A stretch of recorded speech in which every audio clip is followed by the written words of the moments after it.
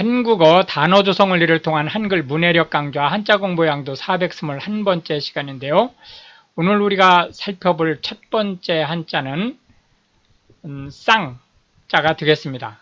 쌍자는 두 개라는 의미를 가지고 있는데요.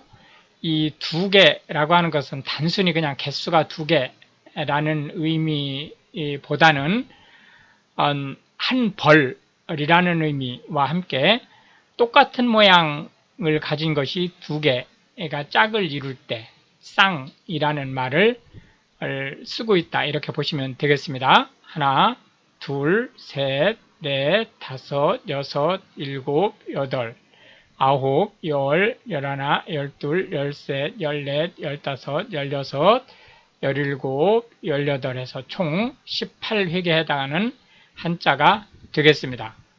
쌍둥이라는 의미와 함께 하나의 한 벌을 이룬다 또는 짝을 이룬다 라는 의미의 쌍자를 살펴보고 있습니다. 쌍이라고 하는 것은 한 벌을 이루는 걸 얘기하는 거고요. 아무 소리 없이 쌍 그러면은 두 개가 한 짝이 되는 것을 얘기합니다. 쌍둥이라고 하는 것은 모태에서 한꺼번에 출생한 두 명의 아기를 얘기하는데요. 물론 이 앞에 세 쌍둥이에서 세 명, 네 쌍둥이에서 네 명이 될 수 있죠. 쌍심지라고 하는 것은 이 심지라고 하는 것이 이제 등불을 켤 때 쓰는 가운데 심을 얘기하는 거죠. 쌍심지라고 하는 것은 심이 두 개가 있으니까 불이 심하게 밝다라는 의미를 가지고 있죠. 그런데 이제 이 쌍심지를 켜다 이렇게 얘기를 할 때는 화가 대단히 많이 났다라는 의미를 가지고 있습니다. 변화무쌍이라고 하는 것은 상황에 따라서 수시로 변하는 것을 얘기하는 거고요. 비속어 중에 쌍라이트라는 말이 있는데 이것은 빔라이트를 얘기합니다. 쌍꺼풀이라고 하면 통상 이제 서양인들은 눈꺼풀이 두 겹으로 되어 있죠. 그러나 이제 한국인들은 통상 눈꺼풀이 하나만 되어 있죠. 이 두 겹으로 된 거를 쌍꺼풀이라고 얘기를 하고, 양쪽 모두라는 의미로 쌍방, 당사자 모두라는 뜻이죠. 쌍수라고 하는 것은 두 손을 들어 라는 뜻으로 통상 대단히 크게 환영하다 라는 뜻을 가지고 있습니다. 쌍받침이라고 하는 것은 종성에서 예를 들어서 안팎이 같다, 다르다 라고 할 때 종성이 지금 쌍기역으로 되어 있죠. 이런 것을 쌍받침이라고 얘기를 한다, 이렇게 보시면 되겠습니다. 해서 두 개가 한 조를 이룬다 라는 의미의 쌍자에 대한 상대 개념으로는 혼자 있다 라는 의미의 단자를 살펴보았습니다. 두 번째로는 범위라는 의미의 역자를 살펴보도록 하겠습니다. 여기서 범위라고 하는 것은 물론 어떤 일을 하는 범위라는 뜻일 수도 있지만 주로 땅과 관련된 말에서 일단은 이 역자가 사용된다라고 보시면 되겠습니다. 현대 한국어에서는 땅뿐만이 아니고 어떤 일에 대한 범위도 모두 역자 안에 넣는 것으로 보시면 되겠습니다. 둘, 셋, 넷, 다섯, 여섯, 일곱, 여덟, 아홉, 열, 열하나 해서 총 11획에 해당하는 한자가 되겠습니다. 지역, 그러면 특정한 구역으로 나누어진 범위 안을 얘기한다, 이렇게 보시면 되겠습니다. 특히 이제 이 지역이라고 하는 것은 범위가 좁을 수도 있고 넓을 수도 있는데요. 일반적으로 어떤 행정을 위해서 그 구역을 나누었다든지 또는 강이나 산이나 이런 것으로 인해서 자연적으로 구역이 나눠졌다든지 이런 것을 모두 지역이라는 말로 쓸 수 있겠습니다. 구역이라고 하는 것은 지역이 특정한 범위 안에 있는 모든 것을 포함하는 데 반해서 구역이라고 하는 것은 통상 인위적으로 구분해 놓은 지역을 얘기한다고 보시면 되겠고요. 영역이라고 하면 통솔의 그 영역 범위, 통솔의 대상이 되는 범위를 영역이라고 얘기한다고 보시면 되겠습니다. 그런데 이제 이 영역이라고 하는 말은 지금 현대 한국에서는 보다 확대돼서 어떤 업무와 관련된 범위에도 모두 영역이라는 말을 쓰고 있습니다.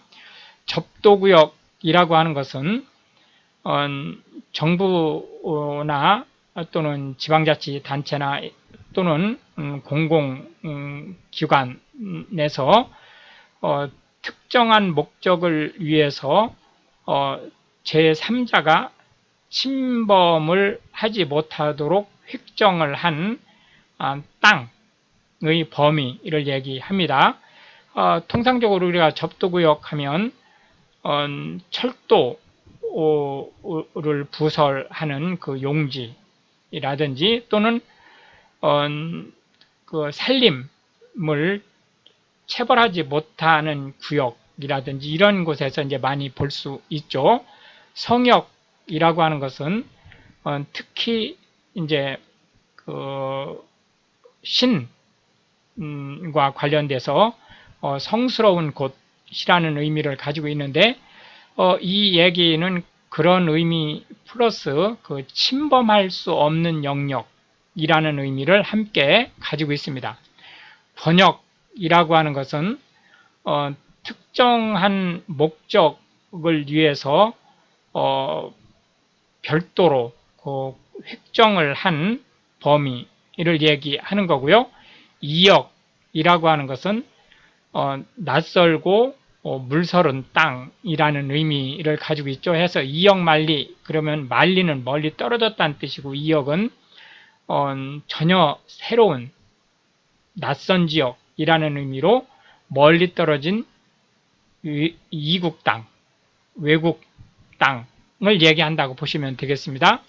광역시라고 하면 옛날에 이제 직할시가 범위가 확장되면서 광역시라는 이제 행정구역을 가지고 있게 됐고요.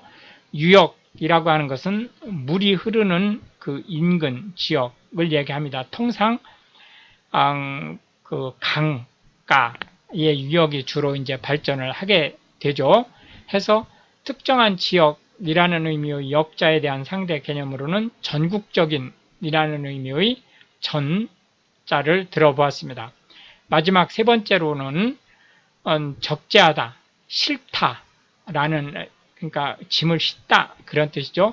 라는 의미의 제자를 살펴보도록 하겠습니다.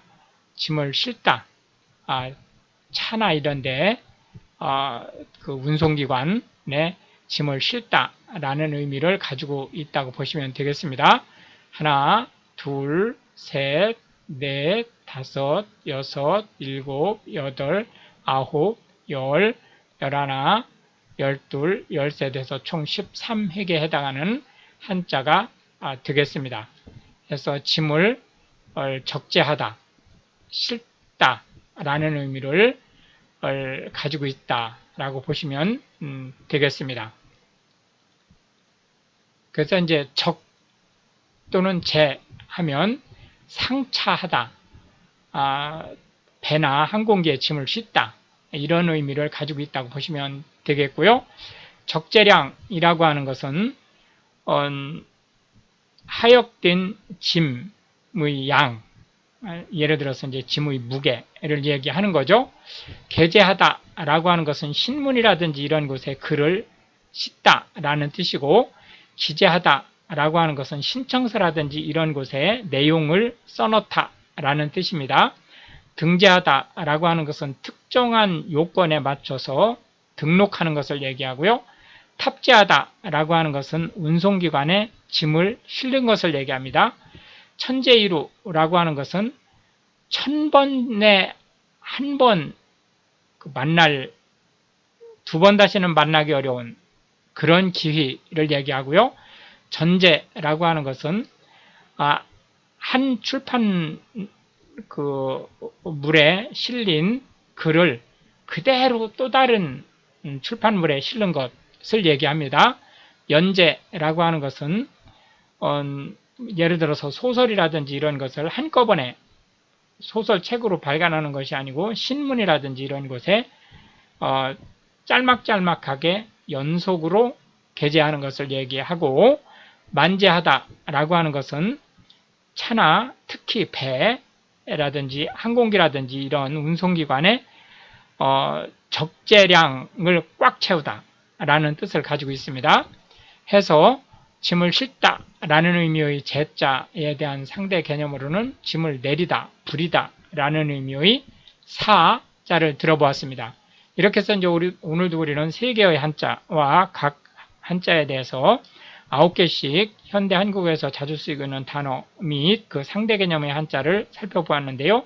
이것이 한글 문해력 향상에 도움이 되고, 특히 외국인으로서 한국어를 배우시는 분들한테 한글 단어 조성 원리 및 한자가 한글 단어에 끼치는 영향력에 대해서 폭넓은 이해를 할 수 있게 되기를 바라겠습니다. 시청해 주셔서 감사하고 우크라이나를 기도해 주시면 더욱 감사하겠습니다.